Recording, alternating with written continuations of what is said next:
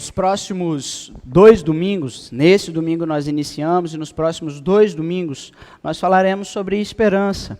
E para ter esperança, a gente precisa falar de algo que é fundamental para o cristianismo. Nós precisamos falar de fé.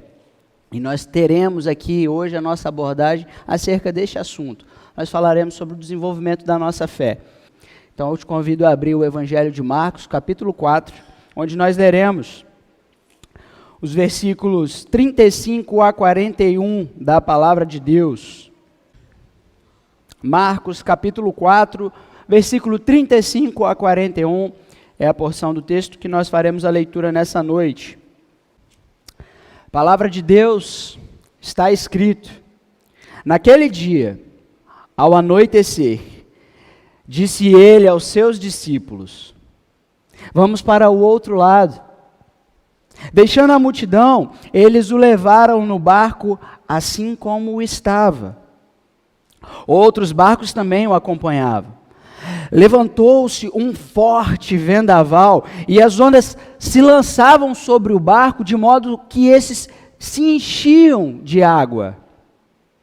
Jesus estava na polpa dormindo com a cabeça sobre um travesseiro. E os discípulos acordaram e clamaram: mestre, não te importa que morramos? Versículo 39, ele se levantou, repreendeu o vento e disse ao mar: aquiete-se, acalme-se. O vento se aquietou e fez-se completa bonança. Então perguntou aos seus discípulos: por que vocês estão com tanto medo? Ainda não têm fé?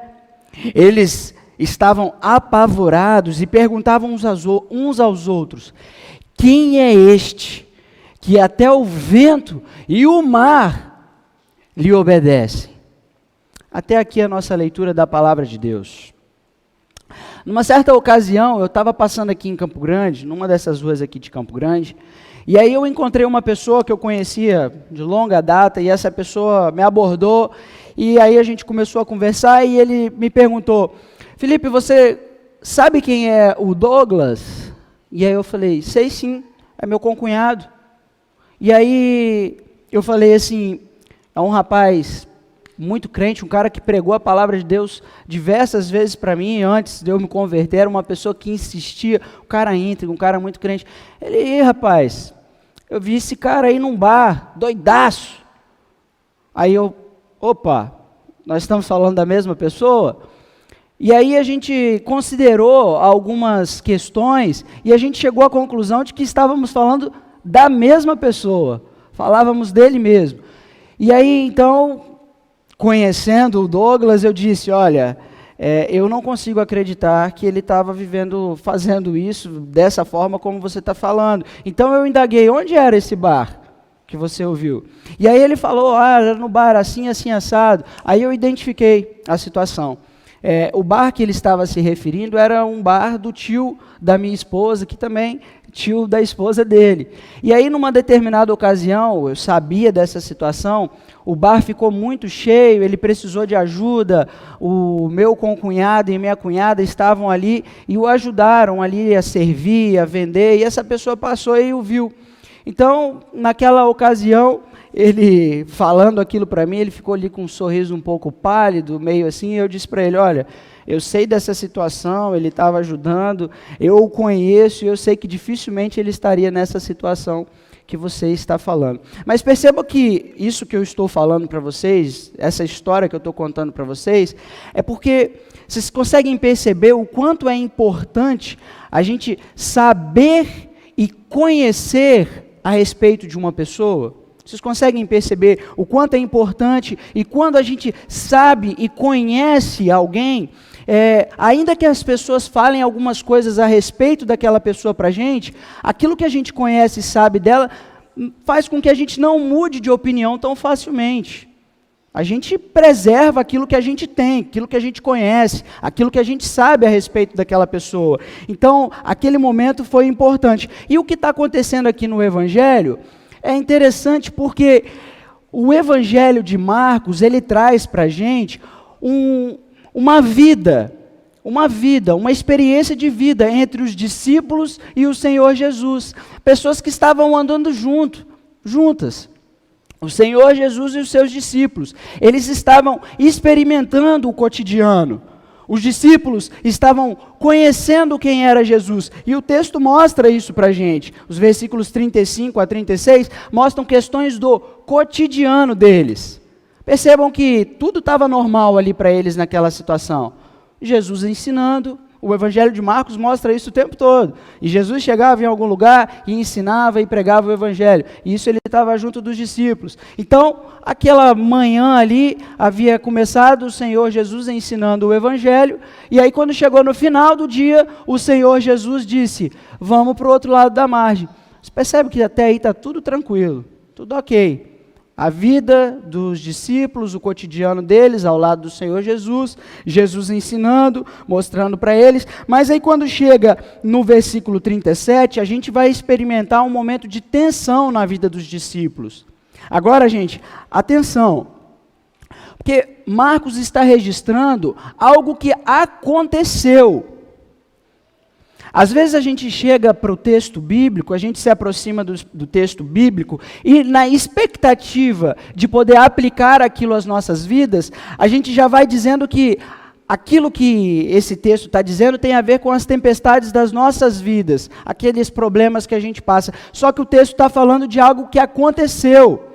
O texto está mostrando para a gente, não é uma tempestade simbólica, mas uma tempestade no sentido literal, onde existe um vento forte, as ondas do mar estão batendo e chacoalhando aquele barco, e os discípulos naquela situação estavam apavorados, porque com certeza aquilo trazia uma grande tensão para as suas vidas, e naquela situação de risco em que as águas batiam e enchiam o barco, os discípulos vão se levantar ali e dar um grito.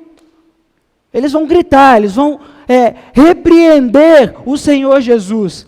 O que eles chegam e fazem é mais ou menos dizer assim para Jesus: ô Jesus, você não está vendo o que está acontecendo não? Você não se importa, nossa vida não vale nada. Você está aí dormindo? Eles se aproximam de Jesus, acordam Jesus dessa forma enquanto Jesus dormia. E aí o texto vai mostrar para a gente que o Senhor Jesus, ele então se levanta. E aí o Senhor Jesus, ao se levantar, ao se despertar daquele sono, ele diz para o vento: aquiete-se. E aquele barulho, aquele ruído de vento, aquele tremor todo do vento que o vento estava produzindo, imediatamente fica em silêncio. O mar, que estava revolto, para ele o Senhor diz: acalme-se. E imediatamente, aquele mar que estava agitado, imediatamente, torna-se como um espelho d'água. Imediatamente, como um espelho d'água. Ontem eu estava em Camburi, e aí eu estava ali perto da praia, eu olhava para o mar, e eu via a luz assim, refletindo, o mar estava bem tranquilo, você olhava, o mar parecia um espelho d'água assim, e aquele mar, você imagina, aquelas ondas batendo no barco, aquele mar revolto, e de repente, por uma só palavra, calmo. Como um espelho d'água, diante da voz do Senhor Jesus. E aí o texto vai mostrar para a gente, vai aparecer pela primeira vez a palavra medo no texto, é a primeira vez, o Senhor Jesus se aproxima dos discípulos, depois dele ter acalmado a tempestade, e diz: por que vocês estão com medo? Ainda não têm fé? O Senhor Jesus pergunta para os discípulos. E aí o texto vai aparecer novamente a palavra medo. É o termo fobeu do grego, de fobia, que a gente conhece. Eles estavam apavorados e com medo, perguntando um para o outro: quem é este? Quem é este? Que até o vento e o mar lhe obedecem. O texto mostra para a gente as ações dos discípulos diante do caos. O texto mostra para a gente as ações dos discípulos diante do Senhor Jesus. O texto mostra para a gente a ação a ação divina, a ação do Senhor Jesus diante dos discípulos e diante do caos. É o que o texto mostra para a gente. Sobretudo, o texto mostra para a gente que o Senhor Jesus tem total domínio, soberania sobre toda a natureza, sobre todas as coisas. É isso que o texto mostra para a gente. E nisto a gente precisa confiar, a gente precisa acreditar, confiar no Senhor Jesus. Com isso, o tema da exposição da palavra de Deus hoje é: desenvolva a fé.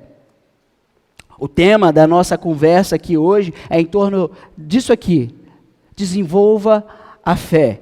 E pretendo apresentar 3 maneiras para que a gente avance na fé, para que a gente progrida na fé. E a primeira maneira para desenvolver a fé é saber quem é Jesus. A primeira maneira para desenvolver a fé é saber quem é Jesus. Perceba que o tema da nossa aplicação, da palavra de Deus aqui, não é desenvolva a sua fé. Não é desenvolva a sua fé, mas desenvolva a fé.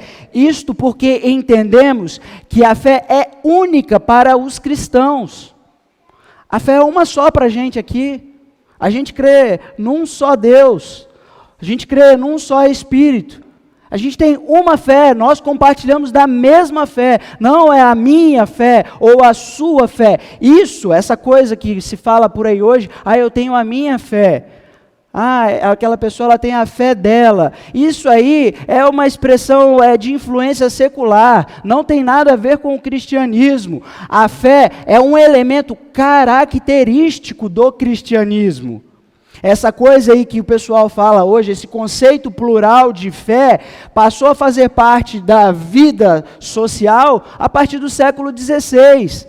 Quando as liberdades individuais foram proclamadas, foram desenvolvidas no meio do povo. Então as pessoas entendiam que cada uma tinha a sua própria fé, e isso se divulga até hoje, a gente entende assim. No entanto, esse é um conceito errado de fé, porque a fé, ela é um elemento característico do cristianismo, faz parte do cristianismo, faz parte da gente. A fé pertence ao cristianismo. E aí esse conceito, ele se tornou um conceito perdido, muito vago, muito subjetivo hoje no meio social, no meio de como as pessoas comunicam isso. Um teólogo suíço chamado Emil Brunner, ele diz que a fé é precedida pela palavra de Deus. Em outras palavras, ele diz que a fé, ela vem depois de você saber alguma coisa a respeito da palavra de Deus.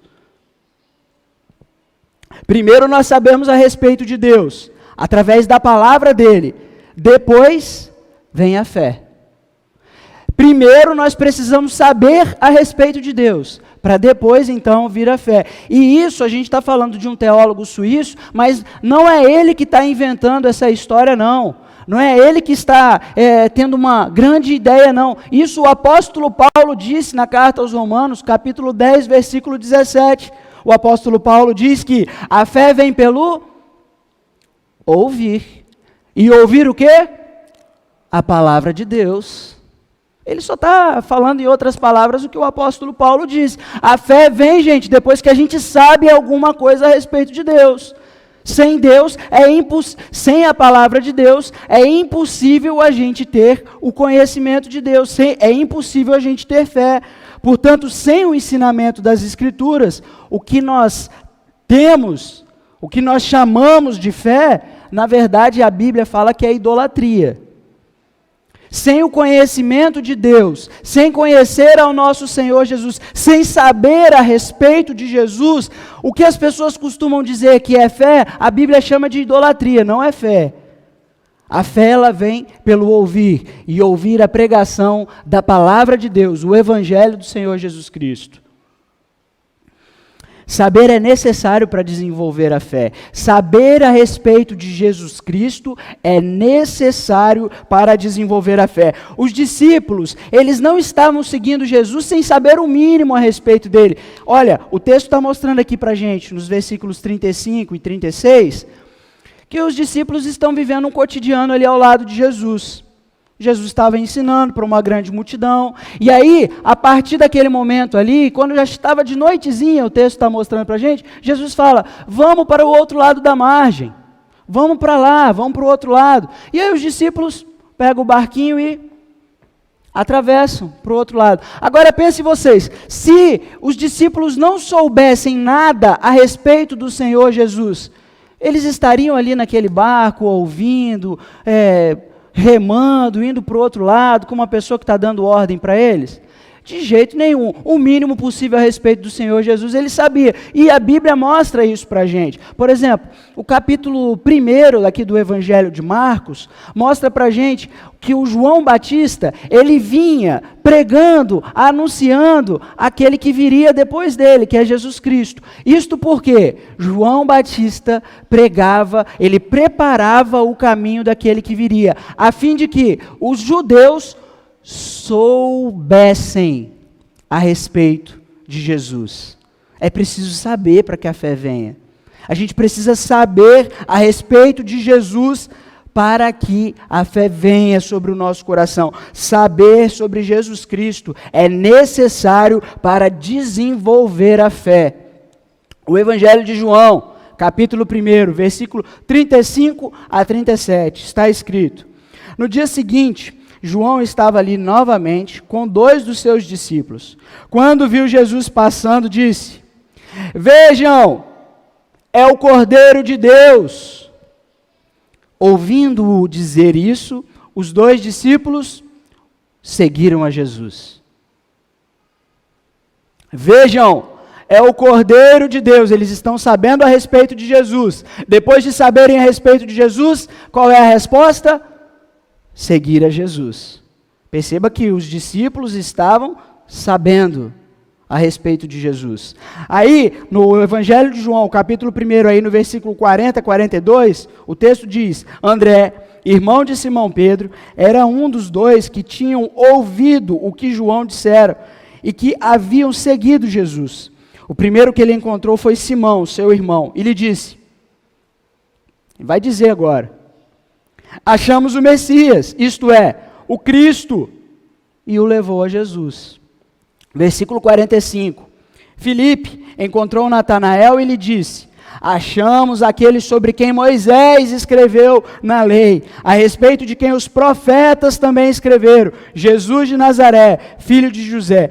Quem leva alguém a Jesus, antes dá informações a respeito de quem é Jesus para essas pessoas. Quem foi até Jesus foi sabendo o mínimo possível a respeito do Senhor Jesus. O Evangelho mostra isso para a gente. Os Evangelhos estão mostrando para a gente que as pessoas que se aproximavam de Jesus, se aproximavam sabendo a respeito do Senhor Jesus. E aí você pode perguntar para mim, mas quem é Jesus? Quem é Jesus então, pregador? Quem é Jesus então, Filipe? Fala para a gente. Bem, dentre os muitos adjetivos honrosos que o Senhor Jesus tem, eu gostaria de pelo menos limitar essa conversa a um. Jesus é o libertador das nossas vidas, o meu libertador, o libertador da humanidade. A Bíblia mostra que Jesus é o libertador da humanidade. Existe um momento da história onde nada existia, absolutas trevas, absoluta escuridão. E então o Deus Criador disse uma palavra e as coisas então foram feitas. Tudo foi criado a partir do Todo-Poderoso Deus, do grande Deus. A humanidade foi criada nesse momento também. E a humanidade estava dentro desse lugar criado, perfeito, do qual a Bíblia mostra para a gente que Deus, ao criar, Ele viu que era tudo muito bom, que tudo muito perfeito, e a humanidade desfrutava desfrutava daquilo que era bom, desfrutava da comunhão de Deus. A humanidade estava diante de Deus e desfrutava disso, mas ela se rebelou contra Deus. Ela deixou de observar a ordem estabelecida por Deus. Aquilo que Deus estabeleceu como ordem, a humanidade se rebelou contra essa ordem, deixou de cumprir essa ordem, e naquele momento, então, se instaura o caos neste planeta.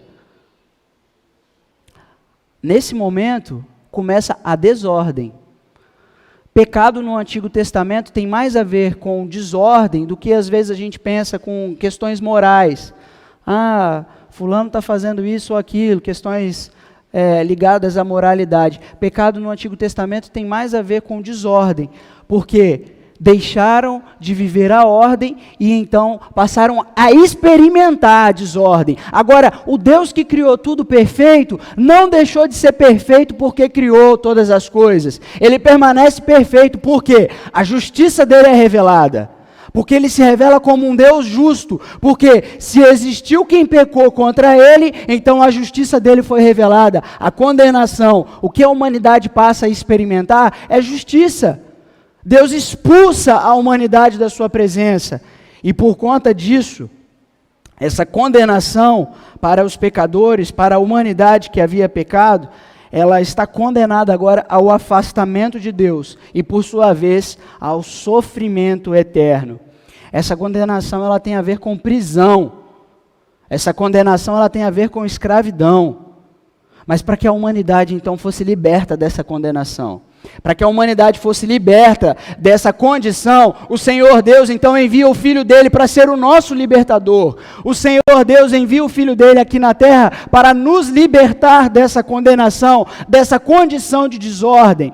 O Filho dele é enviado em carne e osso para estar no nosso meio. Então Jesus Cristo é o nosso libertador, e ele deu a vida dele para que então nós pudéssemos experimentar essa libertação. Ele foi enviado por Deus para que eu e você pudéssemos ser libertados dessa condição. É preciso saber dessas coisas. É preciso saber que o Filho de Deus, aquele que não tinha pecado algum, se fez pecado, para receber toda a ira de Deus. Por quê?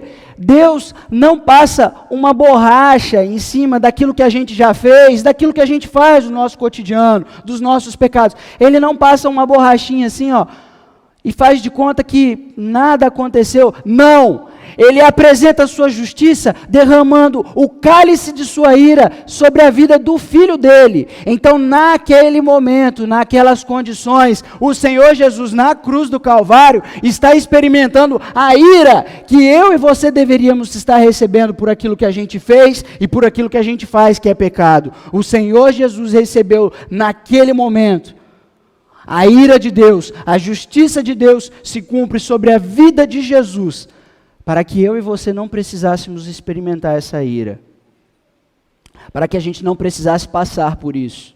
Ele é o nosso libertador, e é preciso saber disso. Saber sobre Jesus é necessário para desenvolver a fé. Eu preciso saber que alguém morreu por mim, para que eu não precisasse morrer.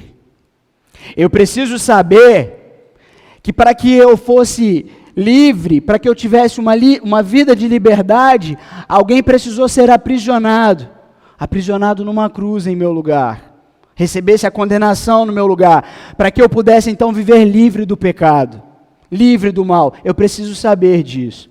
E aí eu posso talvez ilustrar isso. Eu me lembro de uma situação, um amigo, uma pessoa que próxima assim, que esteve preso. E ele conta que, enquanto ele esteve preso, ele narra essa história assim com uma emoção, o dia em que ele foi libertado, o dia que ele saiu da cadeia. Ele disse que já era uma noitezinha, então ele estava dormindo, ele estava ali já deitado, dormindo, e ele ouviu o barulho do chapão. O chapão é aquele portão que separa a vida do encarcerado da vida comum aqui fora. É o que aprisiona ele lá dentro. Ele ouviu o barulho do chapão abrindo. Pum! E o nome dele sendo chamado. Então, quando o nome dele foi chamado, ele despertou e ali vinha o agente. Os agentes penitenciários vinham com uma folha branca, um documento, com uma assinatura do juiz, dizendo que aquele homem estava sendo libertado. Ele estava recebendo aquele documento de que ele estava libertado. Agora pense o seguinte, se o juiz assina essa liberdade, mas esse documento nunca chega lá, ou se ele nem sabe que esse documento existe, qual é a condição dele? De preso. Se ele não sabe que a sua liberdade já foi estabelecida, ele permanece preso. Ele permanece aprisionado, ele estaria lá até hoje. Então, como a gente pode aplicar isso? Se a gente não souber a respeito da morte de Jesus Cristo em nosso lugar, se a gente não souber que Ele morreu para que a gente tenha liberdade, a gente vai permanecer aprisionado. É preciso ouvir e ouvir a palavra de Deus. É necessário saber a respeito de Jesus. Contudo, eu confesso que saber não é o bastante. Saber não é o bastante. É necessário conhecer. E aí eu gostaria de tratar da segunda maneira para desenvolver a fé. A segunda maneira para desenvolver a fé é conhecendo a Jesus. A segunda maneira para desenvolver a fé é conhecer ao Senhor Jesus.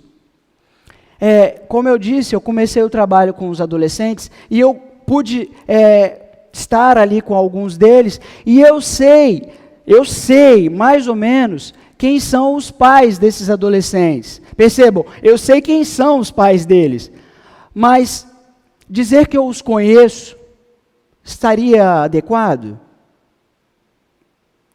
Eu sei quem eles são, mas eu ainda não os conheço, porque conhecer envolve experiência.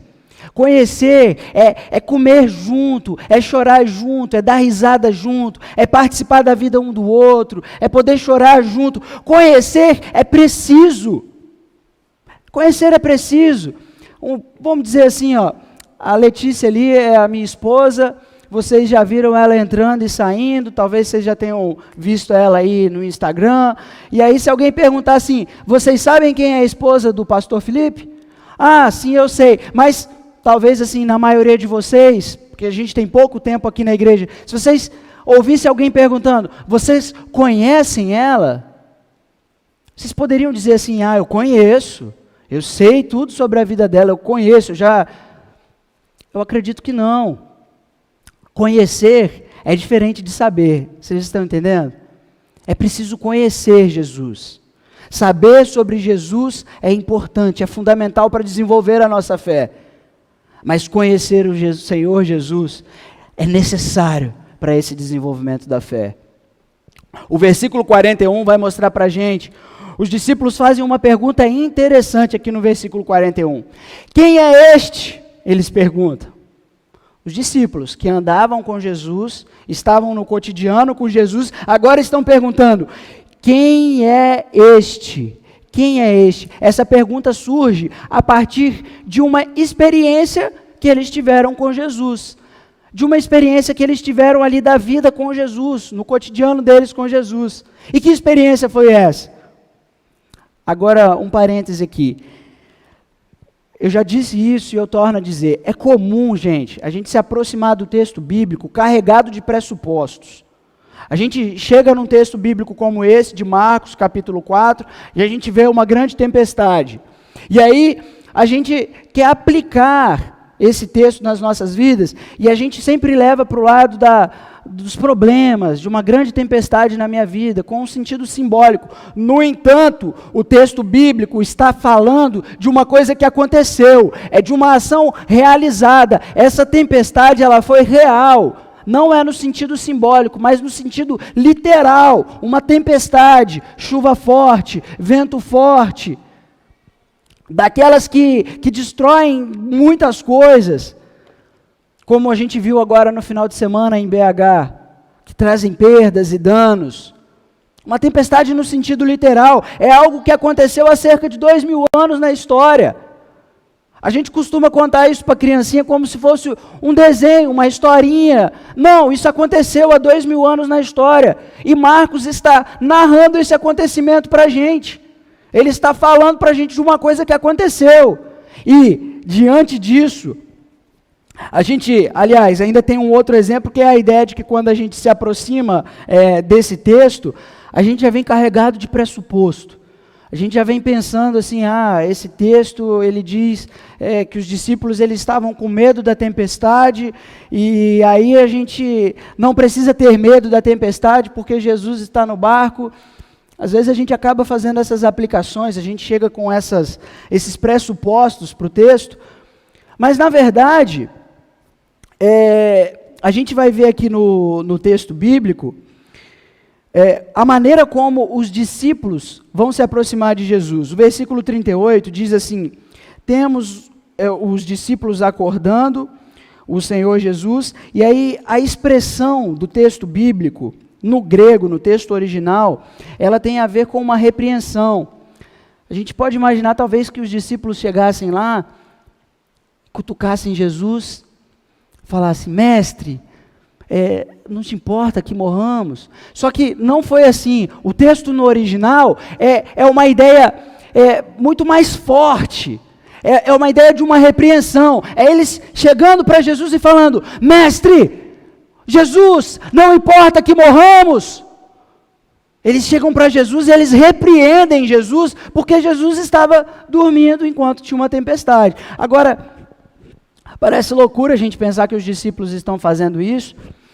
O texto bíblico, ele não faz nenhuma questão assim de suavizar a maneira como eles chegam. No grego a gente encontra assim, no português ainda parece que isso é amenizado, mas na verdade eles chegam com essa repreensão. Mas eu queria que você imaginasse o seguinte: se você estivesse dentro da sua casa, e aí você convida um amigo para almoçar na sua casa.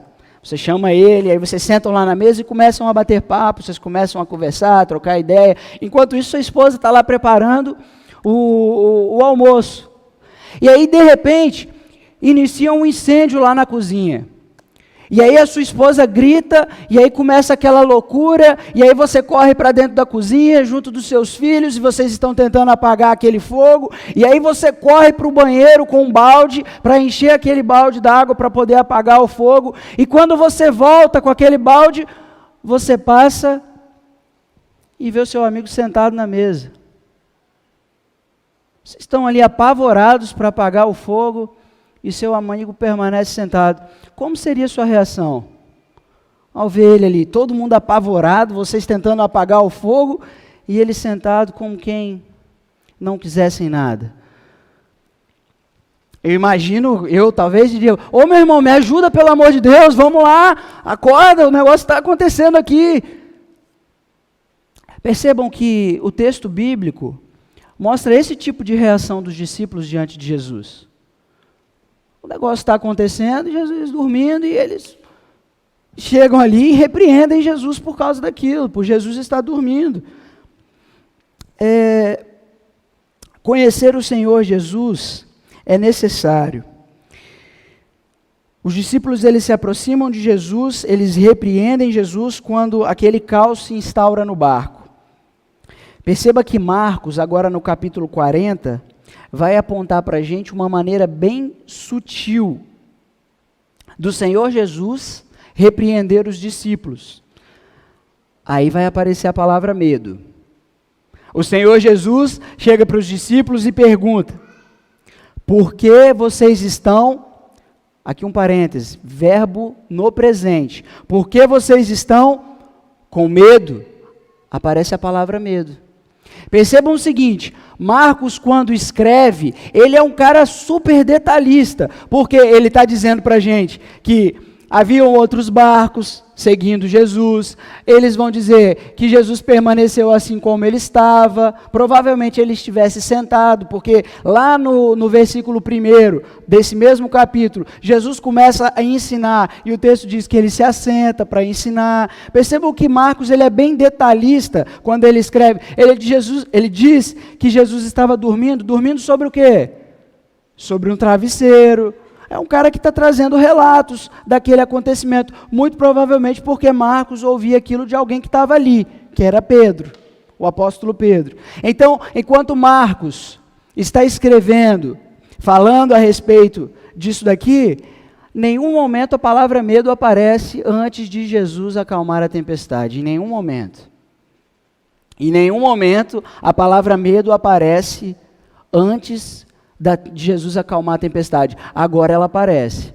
Depois de Jesus acalmar a tempestade, depois do Senhor Jesus dizer ao mar para ele se aquietar, ao vento para ele se acalmar, a palavra medo aparece. E aí o Senhor Jesus pergunta: por que vocês estão com medo? O versículo 41 novamente aparece a palavra medo, porque eles perguntavam uns aos outros: quem é este? Então, a questão é, medo de quê que os discípulos estavam? Ou medo de quem? Medo de quê? Ou medo de quem?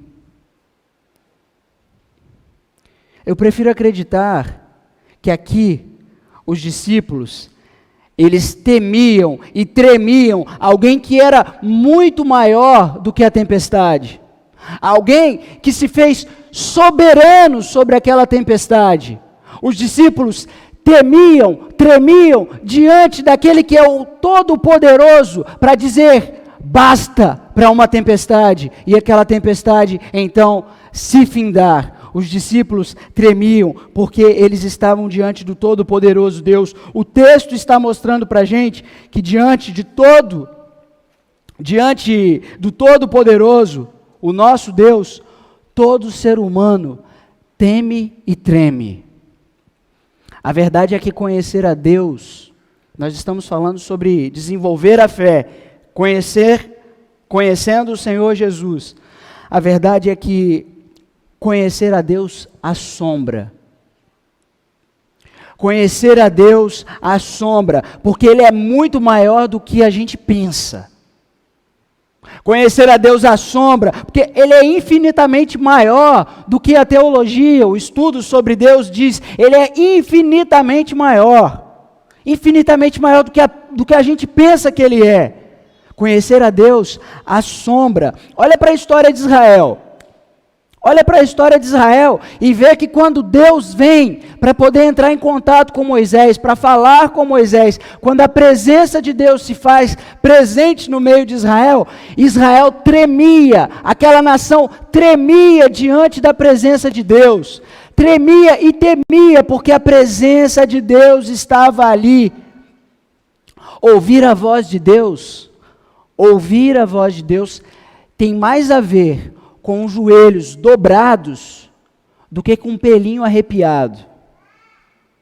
Ouvir a voz de Deus tem mais a ver com estar prostrado do que se sentir calafrios. Ouvir a voz de Deus tem mais a ver com tremor e temor do que pular e saltear na presença de Deus. Ouvir a voz de Deus faz o homem temer e tremer. Olha para o Evangelho de Lucas, capítulo 5, versículo 8. O texto ali narra a história da pesca maravilhosa. O apóstolo Pedro lançou a rede a noite toda, não pegou nada, nem uma piabinha, pegou nada. E aí quando ele volta para casa, ele já está voltando, desanimado daquela pesca, o Senhor Jesus diz, lança a rede. Ele lança a rede, e aí o barco quase afunda, de tanto peixe que tinha. E aí, quando ele percebe que ele está diante do Todo-Poderoso, diante de Deus, o versículo 8 diz, afasta de mim, porque sou homem pecador. É isso que a presença de Deus faz com o ser humano. Conhecer a Deus faz isso com a gente, move isso dentro do nosso coração. Afasta de mim, porque sou homem pecador. Olha para o texto de Isaías, capítulo 6, versículo 5. Isaías, quando tem a visão de Deus, quando Isaías vê a Deus, o texto mostra para a gente a seguinte expressão: então, gritei, isso o profeta Isaías, quando ele esteve diante de Deus, quando ele viu a Deus. Ai de mim, estou perdido, pois sou homem de lábios impuros e habito no meio de um povo de lábios impuros. Olha a condição de um homem diante da presença de Deus, a condição de um homem que está conhecendo a face, a glória, o poder, a presença de Deus. É de temor e de tremor. O João Calvino, ele diz o seguinte: o homem jamais chega a um conhecimento puro de si, sem que, antes, contemple a face de Deus, e dessa visão, desça a inspeção de si mesmo. E mais, daqui provém aquele horror e espanto pelo qual, em diversas passagens, a Escritura narra: tenham sido abalados e afligidos os santos todas as vezes que sentiram a presença de Deus. A Bíblia mostra para a gente que quando um homem contemplou a presença de Deus, a face do nosso Deus, esse homem foi afligido. Quando alguém esteve diante de Jesus, quando alguém conhece o Senhor Jesus, experimenta a presença do Senhor Jesus diante de si, essa pessoa cai, se prostra, se rende, porque Ele é o próprio Deus. Marcos, o Evangelho de Marcos, mostra para a gente que o que acontece com os discípulos diante de Jesus, esse temor, esse tremor, não é diferente daquilo que acontecia no Antigo Testamento, quando alguém estava diante de Deus. Gente, em outras palavras, o que Marcos está querendo dizer? Que Jesus é quem? É Deus.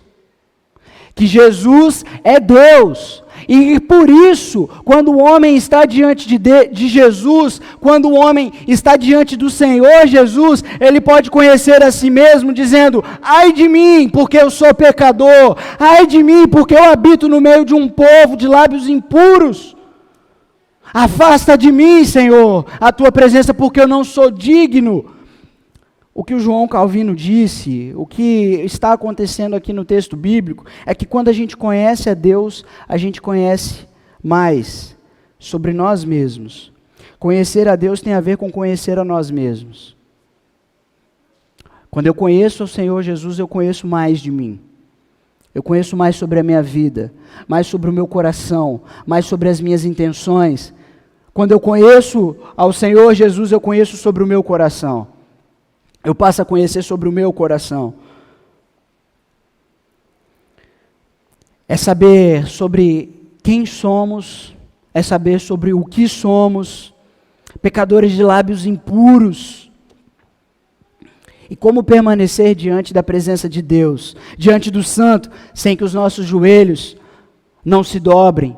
Como permanecer na presença dele sem estar constrangido, afligido por essa presença que nos faz temer e tremer. O Deus que criou todas as coisas diante de nós, falando conosco.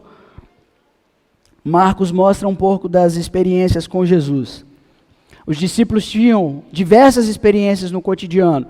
E aí, se a gente hoje fosse perguntar para o Marcos, de forma resumida: Marcos, fala para a gente quem é Jesus.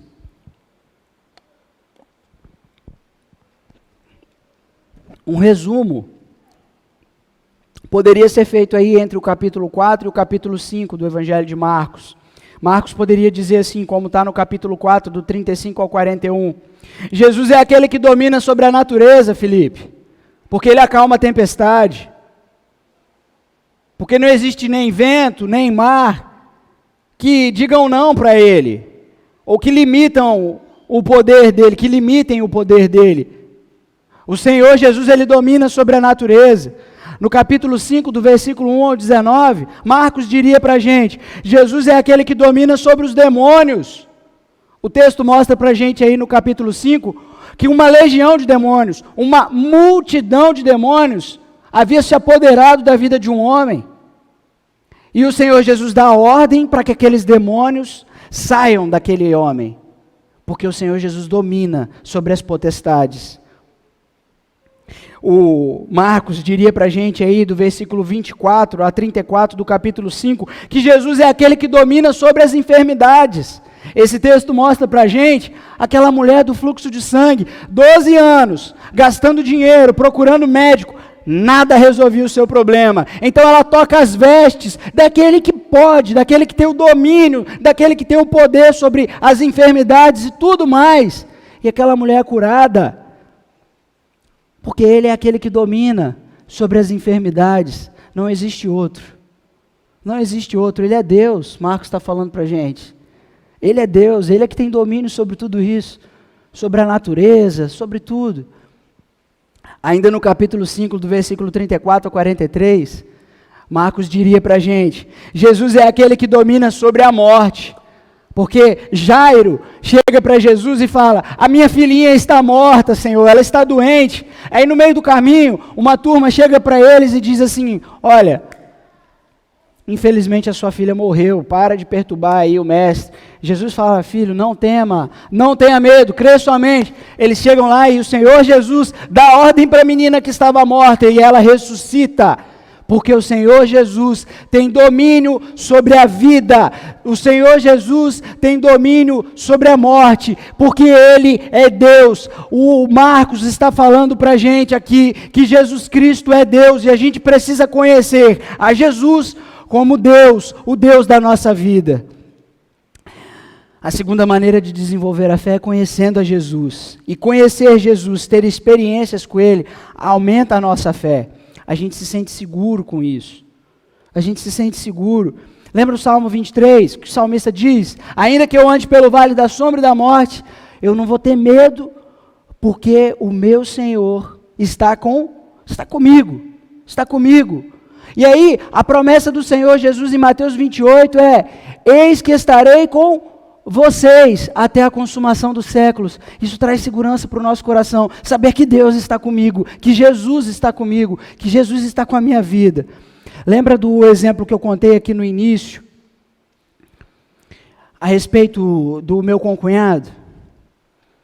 É porque eu sabia da situação, é porque eu conhecia o caráter do meu cunhado, que eu sabia que ele não estava fazendo aquilo.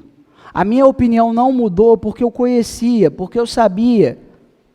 Como a gente pode aplicar isso? A gente pode aplicar isso da seguinte maneira. Quando alguém conhece a Jesus, quando alguém sabe o que Jesus fez, o que Jesus faz e o que Ele tem poder para fazer, ainda que as circunstâncias sejam as mais terríveis, a nossa fé não muda, ela persevera, a gente continua crendo, ainda que as circunstâncias digam não, a gente sabe quem Ele é, a gente conhece Ele, a gente tem história com Ele, a gente vive com Ele, e a gente sabe que Ele vive com a gente. Ainda que as circunstâncias mudem, a nossa fé não, a nossa opinião não, porque a gente sabe e conhece quem Ele é. 3 maneiras para desenvolver a fé. A primeira maneira é saber quem é Jesus. Ele é o libertador. A segunda maneira é conhecer Jesus. Ele é Deus, o Todo-Poderoso que nos constrange, que a presença dEle assombra, abala as nossas vidas. A terceira maneira para desenvolver a fé é considerando as experiências que a gente tem com Jesus. considerar o que eu já vivi com Ele, considerar o que eu já experimentei da parte dEle. A gente precisa considerar isso. Perceba o versículo 40, o que está escrito na palavra de Deus.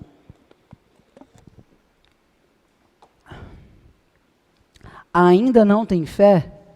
O Senhor Jesus repreendendo. Ainda não tem fé? Vocês ainda não têm fé? Os discípulos já haviam tido experiências ao lado de Jesus, os discípulos já tinham visto o Senhor Jesus operando milagres, fazendo maravilhas, mas eles ainda tinham um problema de confiança em Deus. Eles tinham um problema em confiar em Deus, em depositar a sua confiança no Senhor. E aí vem a repreensão. Aí vem o que o Senhor Jesus vai fazer. Apesar deles andarem com Jesus, verem aquelas coisas, saberem que é Jesus, eles tinham um problema com confiança. Lá no capítulo 6, acontece a mesma coisa.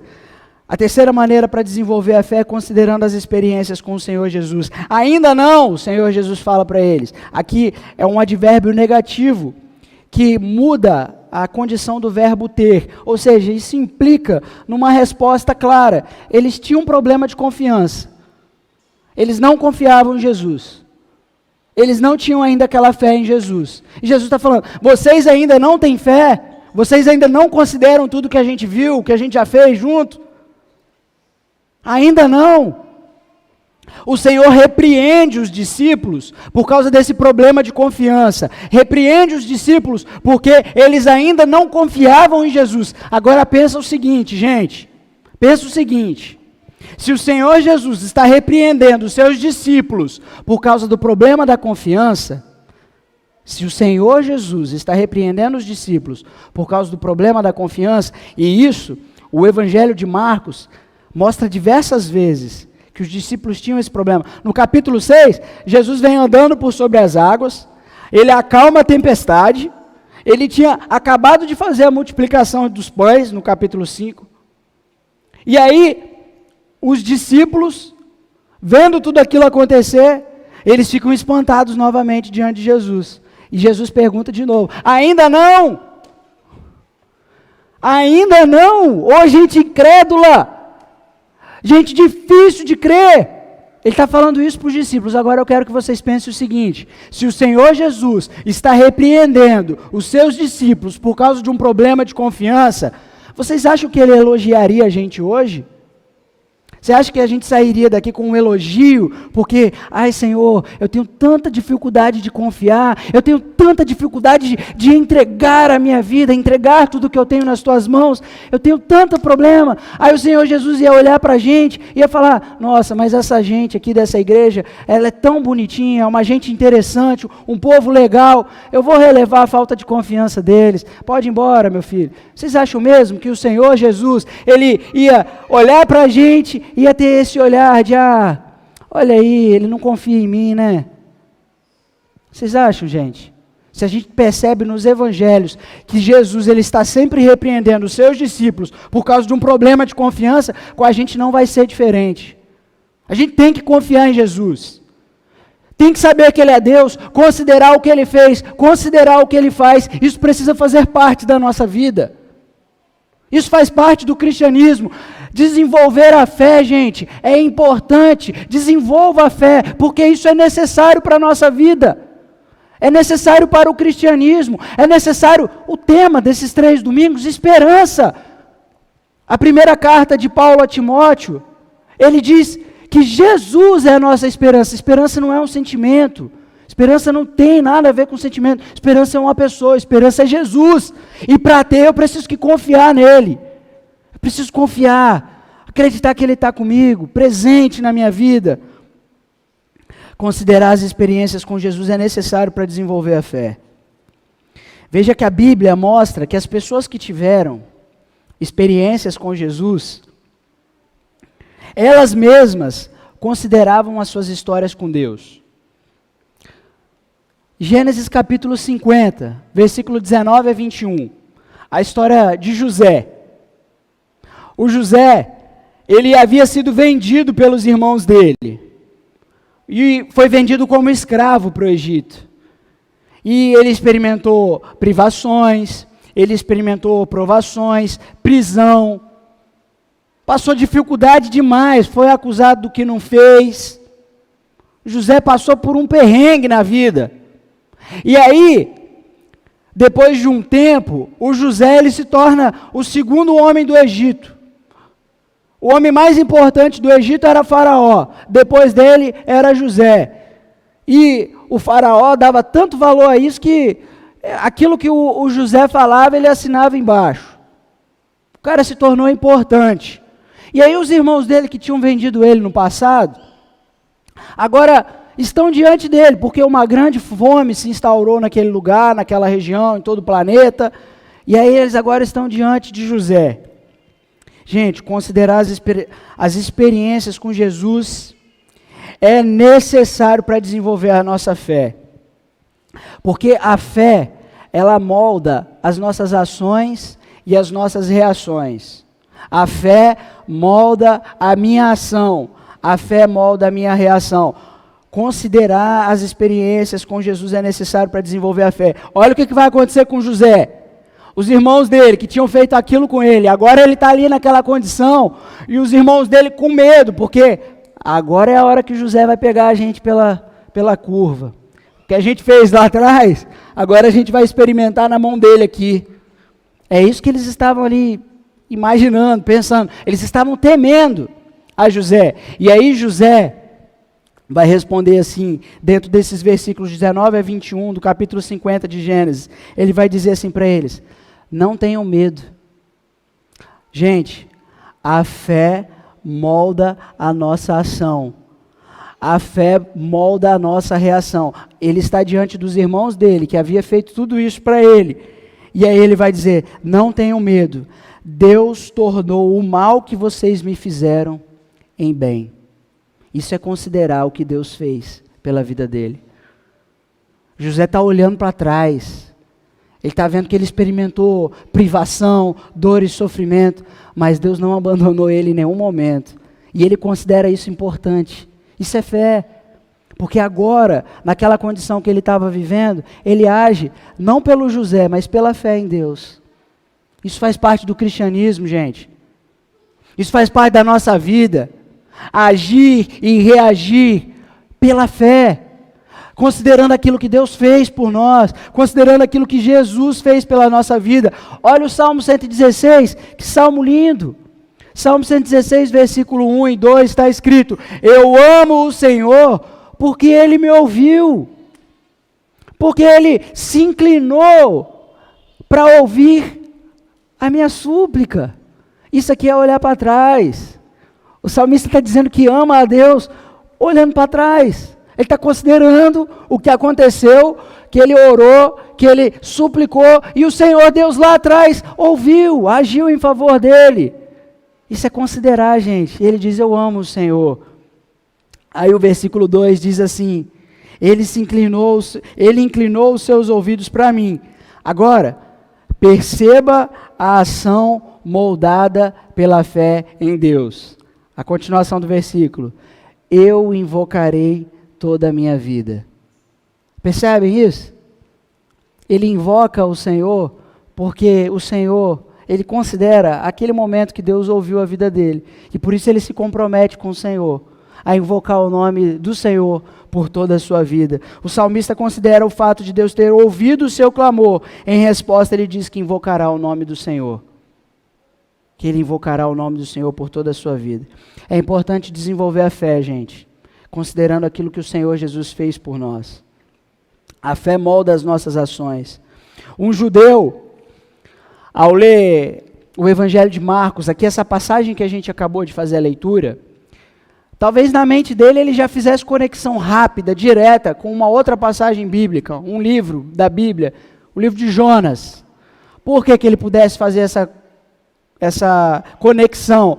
Porque Jonas passa por uma situação de tempestade. Ele está dentro de um barco e está numa tempestade.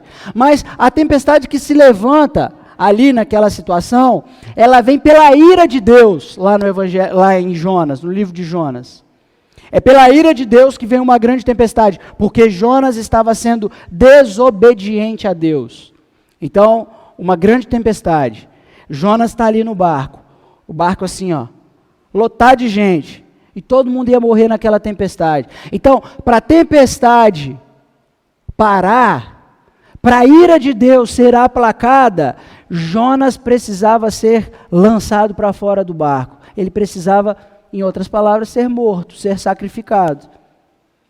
Para aplacar a ira de Deus e para que todos naquele barco não morressem, Jonas tinha que ser lançado no barco. Quando a gente olha para aqui, para o Evangelho, para essa passagem, alguém é lançado do barco? Não. Mas o Evangelho não se resume a essa passagem. Aqui o Senhor Jesus não foi lançado para fora do barco. Ninguém foi lançado para fora do barco. Mas o Evangelho conta para a gente que o Senhor Jesus, ele foi lançado numa cruz para que a ira de Deus fosse aplacada, para que nós não experimentássemos a morte. Ele experimentou a morte por nós. É o que o Evangelho mostra. Para que nós não fôssemos lançados numa cruz, para que Deus estabelecesse a justiça dele, o Senhor Jesus foi lançado no nosso lugar. É substituição, gente. Deus cumpre a justiça dele, derramando a sua ira sobre a vida do seu filho, para que as nossas vidas fossem poupadas. Saber disso é importante. Conhecer aquele que morreu na cruz por nós é importante para desenvolver a fé. Considerar essas experiências com o Senhor Jesus, elas são fundamentais para a nossa vida. Se a gente não considerar o fato do Senhor Jesus ter morrido na cruz por nós, é impossível que as nossas atitudes sejam movidas pela fé. E Hebreus diz que sem fé é impossível agradar a Deus. Se você não considera o que Jesus fez, se nós não considerarmos o que Jesus fez na cruz em nosso lugar, é impossível que as nossas atitudes sejam moldadas pela fé. Nós precisamos considerar a obra de Jesus, saber sobre a obra de Jesus, conhecer essa obra magnífica e diante dele agir e reagir pela fé. Essa semana eu tive uma experiência maravilhosa aqui na igreja. Essa experiência eu vivi ao lado do seu Flaurindo, muito querido da nossa igreja. Ele me convidou para fazer uma visita, e nós fomos visitar uma senhorinha da nossa igreja, uma pessoa muito especial aqui da nossa igreja. E aí, quando a gente chegou lá nessa visita, chegamos eu e o seu Flaurindo, a gente encontrou essa nossa irmã, gente, numa tristeza. Nós lamentamos tanto a tristeza dela, porque ela reclamava tanto de dor. Ela estava sentindo muita dor nas suas pernas, ela estava sentindo muita dor nos seus joelhos, e ela lamentava a dor, e nós lamentamos ali com ela. A expressão dela era de um sentimento de tristeza, de lamento por aquela situação que ela estava vivendo, ela sentadinha no sofá, com as perninhas encolhidas, lamentando a dor. E aí, naquela ocasião, eu fiz a leitura do Salmo 116, versículo 1 e 2 com ela. E aí, naquela ocasião, eu disse para ela a respeito do que o salmista diz. Eu falei, olha, ele está considerando o que Deus fez no passado. E por causa disso ele invoca o nome do Senhor. E aí a gente trocou um pouco de experiência ali, eu falei alguma coisa, mas eu disse para ela, falei, olha, eu sou tão novinha, a senhora tem tantas experiências com Deus, conta uma para mim. E aí ela foi me contar. Nossa, gente, que experiência maravilhosa. Ela começou a contar para mim e o semblante dela mudou. Ela tinha um olhar que, assim, a gente tenta explicar, mas a gente precisa estar no momento, sabe, para ver, para viver. O olhar dela estava assim, como se ela estivesse vendo o ato divino, a ação de Deus na vida dela. Ela contava uma experiência em que Deus havia curado ela de um tumor. E aí ela dizia aquilo com os olhos brilhando, e as lágrimas descendo pelo rosto, e o meu coração ia sendo tomado por emoção, porque ela contava aquilo com uma alegria, com uma intensidade, porque a impressão que eu tinha é que ela estava vendo aquilo que o Senhor tinha feito por ela. Ela estava olhando para trás, ela estava considerando o que Deus fez por ela, e aí, naquela situação, naquela ocasião em que ela vinha contando e falando, a gente se emocionando, depois dela vislumbrar tudo aquilo que Deus havia feito por ela, a gente ter se emocionado, nós oramos juntos, nós invocamos o nome do Senhor, porque sabemos que Ele ouve a nossa oração, ali naquela casa. E aí, a gente se despediu, eu falei assim, tá a hora da gente ir embora, eu estou indo embora. Então ela levantou no sofá, e aí ela veio na minha direção, e falou assim, ô pastor Felipe, eu quero orar pela sua vida. E ela pôs a mão na minha cabeça, eu curvei, ela fez uma oração abençoando a minha vida, e aí ela foi até o portão com a gente andando e falando, olha, eu estou tão feliz que vocês vieram, eu estou tão alegre, e aquela alegria dela contagiava meu coração, mexia comigo, porque ela estava mesmo feliz, sabe, da gente ter ido ali, e a felicidade dela era tanto que parecia que ela nem estava sentindo mais dor na perna, parecia que o joelho dela já nem estava doendo mais, isso porque ela estava considerando aquilo que Deus fez por ela. Ela estava olhando para trás, e o fato dela ver Deus agindo, enchia o coração dela de alegria e de esperança. A fé molda as nossas ações. A fé molda as nossas reações. A fé transforma. Quando a gente olha para trás e vê o que Deus fez, o que Ele faz, o que Ele pode fazer, a gente tem experiências maravilhosas com Ele.